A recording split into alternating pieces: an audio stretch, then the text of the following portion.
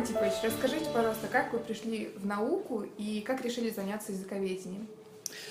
Вы знаете, вот в современной абхазской лингвистике многие аспекты языка, конечно, недостаточно изучены. Но для меня представляет интерес, скажем, этимология слов, лексики, изучение определения слова. Но конкретно я занимался топонимикой Абхазии, то есть этимологией топонима Абхазии. Я еще в 1985 году, когда я заканчивал пятый курс Абхазского госуниверситета, написал дипломную работу по топонимике Гагарского района. В те времена, вы понимаете, что такое топонимика Гагарского района, когда невозможно было слово сказать, я написал статью в газету Абхазский университет. И после этого очень много вопросов появилось ко мне, многие начали следить за мной. Кто он такой, почему такие статьи пишет. Топонимика – это политика. И они связывали меня с политикой. Ну, так получилось, что я защитил на 5, красный диплом получил. Я дальше продолжил, уже в Москве в аспирантуре. Благодаря Шоду Константиновичу Аристава, который оставил меня при университете и продолжил по этой же линии. Дальше написал уже гидронимия Абхазии. Уже кандидатская диссертация, то есть по топонимике Абхазии. Это было невозможно тогда, но через все препятствия прошли мы, хотя нам не давали выходить на защиту. Препятствие было ужасное, но прошли и все единогласно проголосовали за. Это была, конечно, для Абхазии, с одной стороны, как сенсация, что в такое время защитить дипломную работу, кандидатскую работу и в Москве. Так я и остался, благодаря, правда, Шоду Константиновичу Аристава. В то время, когда было намного сложнее, да, при существовавших условиях защищаться, изучать родной язык, интерес все равно был намного, наверное, выше, чем сегодня, да?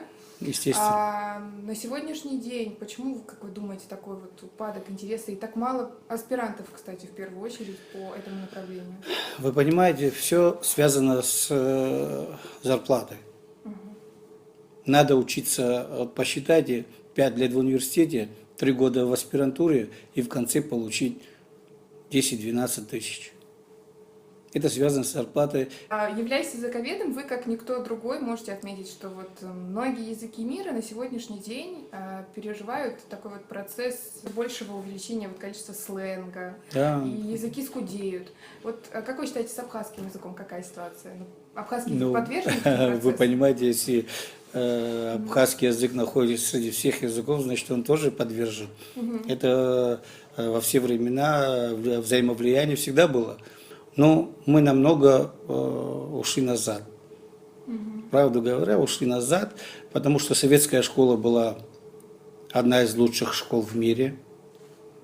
В мире была. Но сегодня, отходя от этого всего, мы много чего потеряли. И сегодня почему, если раньше, как вы знаете, за свой язык мы боролись, мы до конца шли, чтобы доказать, что мы абхазы, а сегодня что случилось с нами? Беда в том, что мы хотим построить свое государство без абхазского языка, а это никогда не получится. Ну вот мы, получается, с вами постепенно переходим вот к проблеме современного абхазского языка. Вот какие-нибудь меры филфак принимает в этом направлении? Естественно. Еще в 1997-2008 годах, когда Владислав Григорьевич, еще первый президент Абхазии, обращаясь к нам, дал план работы, мы на кафедре, я был заведующим кафедрой, открыли сразу же группу «Абхазский язык в неабхазской школе» для изучения абхазского языка в других школах. Это была необходимость, и мы это сделали. Помимо этого, мы открыли лингофонный кабинет по изучению абхазского языка. Мы предметы начали переводить на абхазский язык. Многие предметы читались уже на филфаке на абхазском языке. Это, хотя, с одной стороны, тяжело было всем, потому что вы знаете, что в школах до 4 класса изучают абхазский язык, а после 4 там, кроме родного языка и литературы, остальные на русском языке проходят. И через всю эти трудности прошли все равно. Но мы сегодня могли и дальше улучшить все это. Вот в изучении нам должны помочь с лингофонными кабинетами. Через 2 года, 3 года после принятия плана работы мы ввели абхазский язык как государственный. Мы с того времени намного выросли. Мы уже по всем предметам читаем абхазский язык.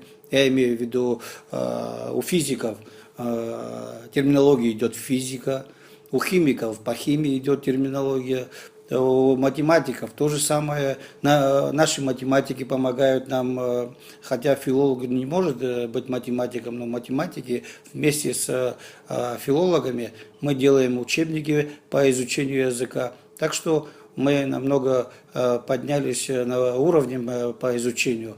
Единственная беда в том, что вот 1,5-2 года мы занимаемся по абхазскому языку, это не хватает. Нам надо побольше заниматься, даже студенты отмечают, те, которые хотят учиться, вы сами можете на госэкзамен прийти и увидеть, на каком уровне люди, которые не понимали язык, они сегодня могут прочитать, ответить, пересказать и все остальное. Вот мы всегда приглашаем председателя извне, они приходят, они присутствуют на всех экзаменах, и они отмечают уровень изучения. Кроме Абхазского госуниверситета, никакого изучения абхазского языка нету. То есть такой уровень достигается всего лишь за 1,5 года? За 1,5 года, ну, тяжело, конечно, тяжело. Вы сами можете вот прийти на госэкзамены, сами убедитесь, что действительно уровень настолько вырос. Сам спикер парламента, когда мы ему учебники предоставили, он удивился, говорит, единственный вуз, который действительно работает над изучением абхазского языка. То есть мы делаем все возможное, чтобы студент не нуждался. И если кто хочет учиться, тот научится, я думаю. А почему всего лишь 1,5 года? Можно как-то увеличить? Потому что Олег Алексеевич дал слово, что еще на год увеличит изучение абхазского языка, потому что это необходимость. Мы сейчас лингофонный кабинет нам обещали открыть лингофонный кабинет по изучению абхазского языка. Откроют, я думаю, что уже проблем у нас не будет. А как обстоят дела с преподавателями? У нас есть молодые, очень молодые преподаватели, хорошие преподаватели, которые сегодня могут на любом уровне прочитать и обучить абхазскому языку. У нас трехуровневые есть для начинающих, для знающих и для тех, для профессионалов. То есть наши преподаватели могут читать и в кабинете министров, обучать, скажем, экономическим терминам или разговорной речи по экономике и по юриспруденции. Проблемы у нас нет. Эти преподаватели – это все бывшие выпускники? Бывшие выпускники нашего университета. Ну, то есть вы можете отвечать за хороший уровень? Я как заведующий кафедры, бывший заведующий кафедры этой кафедры, я сам собирал этих преподавателей, что я на них надеюсь. Сколько вот поступающих было в этом году на ваш факультет? На абхазский язык и литературу идут очень многие. Это нам нравится. Каждый год у нас конкурс. А идут на английский. Каждый год конкурс. На журналистику. У нас постоянно конкурс. Но я хочу сказать, что все специальности хороши.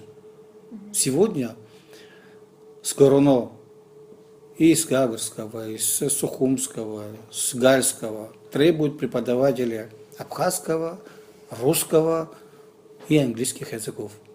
То есть это востребованные специальности? Востребованные везде. Угу.